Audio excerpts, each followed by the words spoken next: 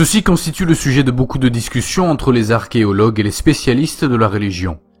Toutefois, les récits de la vie du Christ tels que nous les retrouvons dans la Bible, et qui sont inspirés par la révélation de Dieu, sont une preuve suffisante de son existence. Toutefois, il y a d'autres sources qui contribuent à prouver sa vie et sa mort. Qu'en est-il des historiens antichrétiens? Que disent leurs écrits? Un historien nommé Thallus, dont les écrits datent de 52, parle du Christ. Ces écrits sont aujourd'hui perdus, mais quelques fragments cités par d'autres auteurs nous sont connus. L'un d'eux, par exemple, parle d'une polémique autour de l'éclipse qui eut lieu à la mort de Jésus. Thallus, au 3e tome de son histoire, explique ces ténèbres par une éclipse solaire, ce qui me semble peu rationnel. Écrit de Julius Africanus.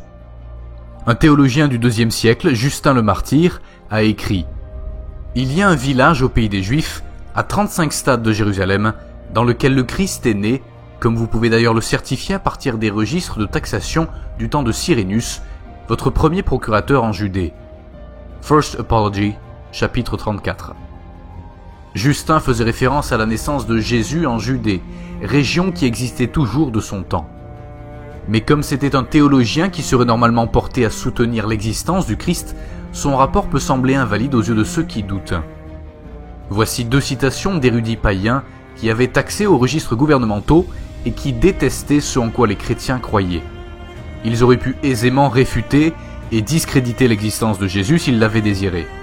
Mais parce qu'ils ne l'ont pas fait, leurs écrits ne font qu'ajouter aux preuves irréfutables de l'existence du Christ. L'un de ceux-ci était Cornelius Tacitus, un historien romain, sénateur, consul et gouverneur de la province d'Asie. En ce qui concerne Jésus et ceux qui le suivaient, Tacitus a écrit « Néron a puni avec raffinement les chrétiens dépravés, comme on les appelait, notoires. Leur initiateur, Christ, a été exécuté lors du règne de Tibère par le gouverneur de Judée, Ponce Pilate. Mais malgré ce revers temporaire, la superstition mortelle a connu un regain de vie non seulement en Judée, où les troubles ont commencé, mais à Rome même. Annales de la Rome impériale, 15-44. Julien l'Apostat, appelé ainsi parce qu'élevé dans la chrétienté, il la rejeta, un empereur du IVe siècle a écrit « Le Jésus que vous célébrez était un des sujets de César. Si vous le disputez, je vous le prouverai bientôt, mais aussi bien le faire maintenant. Sachez qu'il était inscrit avec son père et sa mère sur le rôle de Cyrénus. Mais Jésus, ayant persuadé quelques-uns d'entre vous, parmi les pires des hommes, a été célébré maintenant depuis 300 ans, n'ayant rien fait de mémorable. À moins que quelqu'un croie que guérir des infirmes et des aveugles, exorciser des démoniaques dans les villages de Bethsaïda et de Béthanie, soit une chose remarquable. » Cyril contre Julien, 6, 191, 213. Qu'en est-il du peuple juif? Si le Christ n'a pas existé, comment alors peuvent-ils le rejeter? Dans son livre Antiquities of the Jews, l'historien juif Flavius Joseph écrit au sujet de Jésus, de ses disciples et de Jean-Baptiste. Il appelle Jean l'homme de bonté. Les érudits modernes acceptent le récit de Joseph sur la mort de Jacques, le frère de Jésus qui était appelé Christ, comme authentique. L'Encyclopédie juive, édition 1907, explique aussi que Jésus est mentionné dans le Talmud, la tradition juive qui combine la Mishnah et la Gemara. On retrouve ces références au Christ dans les sections Shabbat 104b et 116b, Sanhedrin 43a, 67a et 107b, et dans Sota 47a.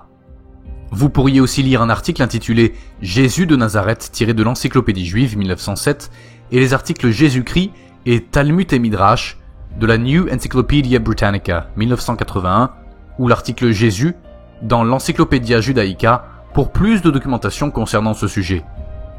Ces sources offrent des informations de valeur qui sont autant de preuves de la vie du Christ.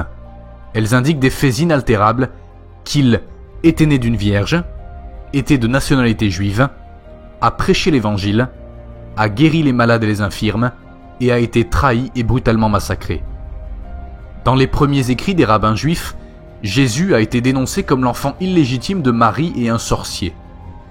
Parmi les païens, le satirique Lucien de Samosate, 120-180, et le philosophe Cels ont ridiculisé Jésus et le christianisme, mais personne dans le monde antique n'a jamais remis en question l'existence de Jésus. On a retrouvé une lettre d'un Syrien appelé Mara bar Sérapion, envoyé à son fils vers les années 73, qui dit « Quel avantage les Juifs ont-ils eu à exécuter leur roi sage ? Le roi sage n'est pas mort pour de bon, car il survit dans l'enseignement qu'il a laissé. » Manuscrit détenu par le British Museum. L'existence des chrétiens est attestée dès l'époque de Néron, soit seulement quelques décennies après la mort de Jésus. Suite à l'incendie de Rome, la population soupçonne l'empereur d'avoir lui-même mis le feu à la ville.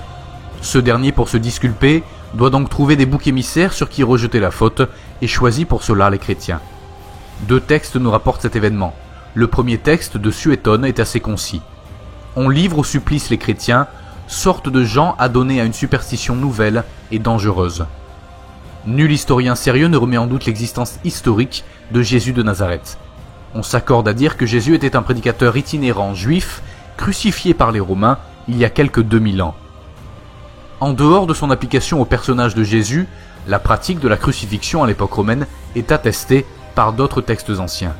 Cette méthode d'exécution, qui consistait à suspendre ou clouer les condamnés sur des planches de bois pour provoquer leur mort par asphyxie, fut d'abord pratiquée chez les Celtes, les Perses et les Phéniciens, avant d'être introduite chez les Romains. Ceux-ci l'utilisèrent parfois en masse, comme en 71 avant Jésus-Christ, lorsque 6000 partisans de l'insurrection spartakiste furent crucifiés sur la Via Appia, ou lors de la révolte juive de 70 après Jésus-Christ, quand le général Titus fit crucifier des milliers de Juifs à Jérusalem. Considéré comme la plus cruelle des formes de mise à mort, ce supplice fut finalement interdit au IVe siècle par l'empereur Constantin.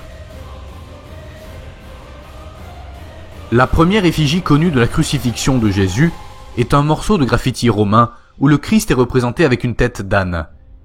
Sur le graffito d'Alexamenos, il est écrit « Alexamenos est fidèle ».